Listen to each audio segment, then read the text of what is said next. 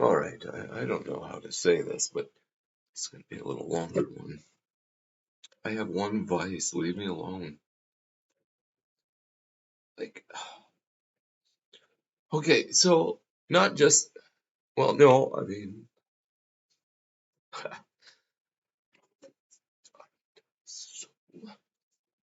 the Medicaid thing really pisses me off to no end. Because it seems insurmountable and it seems silly. Anyways, there's the physical that I would like to get looked at. I'm really hoping it's just an ulcer. Whatever it is, it's affecting my diet. Well, everything affects my diet. When I gave up using a car, I had to, well, actually, that was a net bonus because that dropped my anxiety. I just couldn't afford it sounds dumb because they're real pouches. They just don't contain they don't contain tobacco. The ones I was using, but man, they're expensive, so I went back to. hmm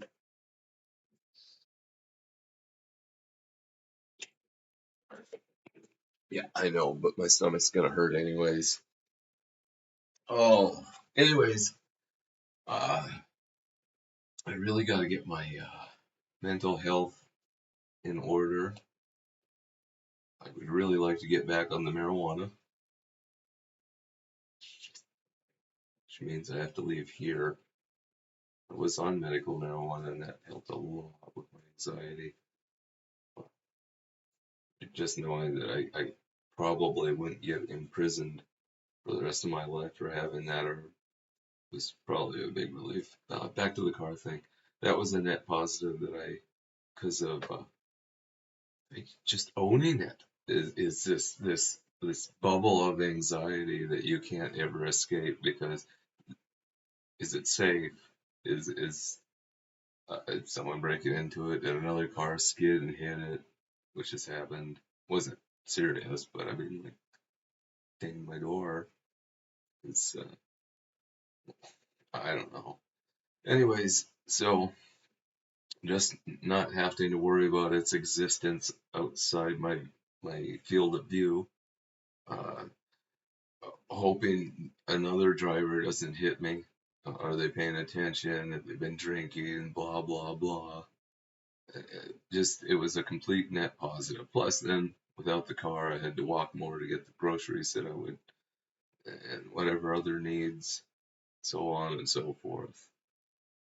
So that was good. Then that I went on a tangent.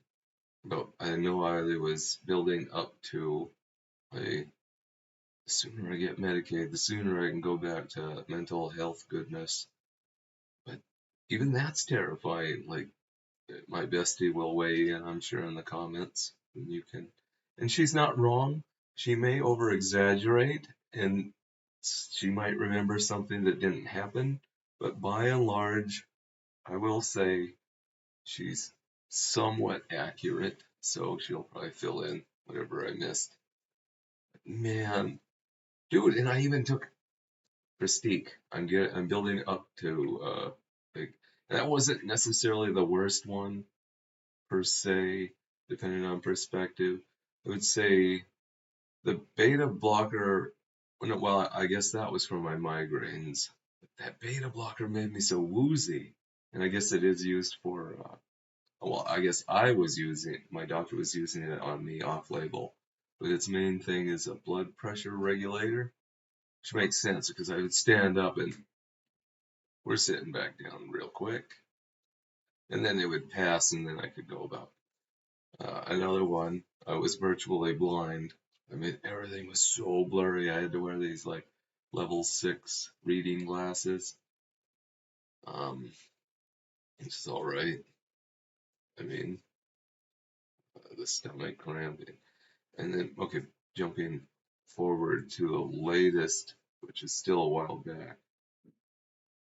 Um, I don't know why everything was going pretty good on just the marijuana narcotic, but then she was like, "Are you sure you don't want it?" And I'm like, "Yeah, well, I mean, this is working out." And but I still have like depression and mania, and uh, that didn't just go away. And then, so okay, we did a DNA test that would eliminate potentially awful medications with horrible side effects, and also help like, well, I don't know. I'm not a doctor. I'm just repeating back what they said. I trust science. Uh, Science didn't fail me. It may not recognize. Pristic ruined me. Absolutely. It just, I was in a constant state of mania, so that felt really good. Um, it kind of like leveled out my appetite because at that time I was depression eating. Like, sure, I mean, who could be depressed when you're high? Well, me. And then uh, marijuana, marijuana doesn't really do much for my appetite. If I'm already hungry and I'm high, I'm gonna gorge myself. Uh, if I'm satiated and I'm high, I'm not even gonna snack. Um, but the highs, I didn't get any lows with the Prestige, and then like uh, it just was bad. Anyways, so I'm really hesitant to really want to get prescribed anything new because I've experienced nothing but the side effects or worse, like constant. Anyways, so yeah, or even worse, those uber addictive GABA agonists like Valerian and Xanax or something.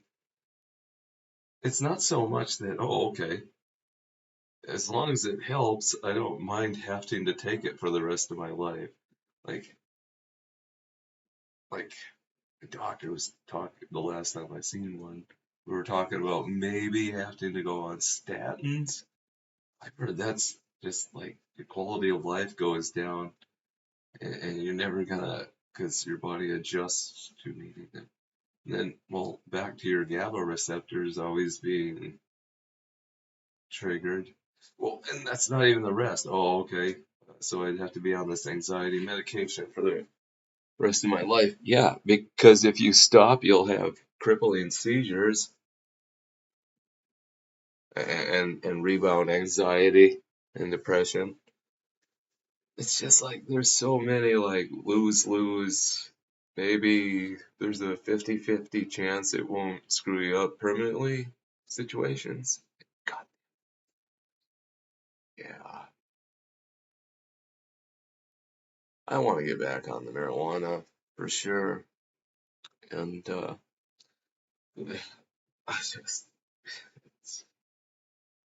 feel like a drug addict saying that.